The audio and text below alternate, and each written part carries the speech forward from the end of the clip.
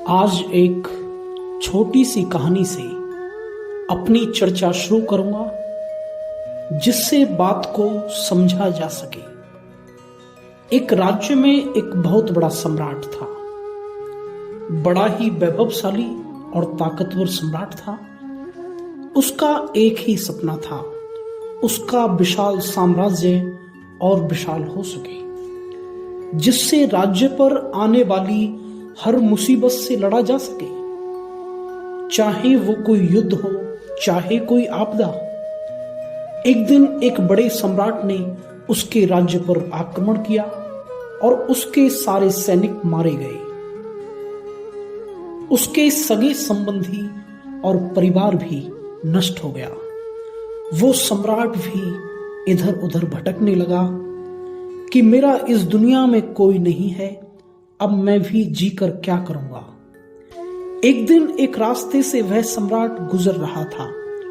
उसने नदी के किनारे पर एक साधु को देखा जो कि नदी के बालू से घर बना रहा था, फिर उसे मिटा देता था और फिर जोर जोर से हंसने लगता।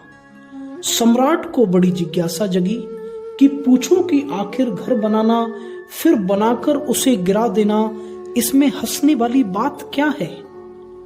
उस सम्राट ने साधु से कहा कि साधु, तुम घर बनाते हो और फिर मिटा देते हो, इसमें हंसना कैसा, बल्कि तुम्हें तो उदास होना चाहिए।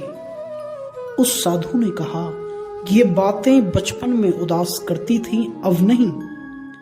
जब सारा अस्तित्व अपना है, ये चांद तारे, ये पेड़ पौधे, ये नदी पहाड़, तो छोटे से घर से क्या दुखी होना। जब सारा अस्तित्व अपना है तो छोटे से साम्राज्य के लुट जाने पर दर्द कैसा। इसलिए मैं जोर से हंसता था, जो एक दिन छिन जाएगा उसका क्या रोना। ये एक सम्राट की कहानी नहीं है, बल्कि हम सब की कहानी है। हम भी छोटी छोटी चीजों के लिए ऐसे ही उदास और दुखी हो जाते हैं और उदास रास्तों पर चलते चलते उस विराट अस्तित्व को खो देते हैं।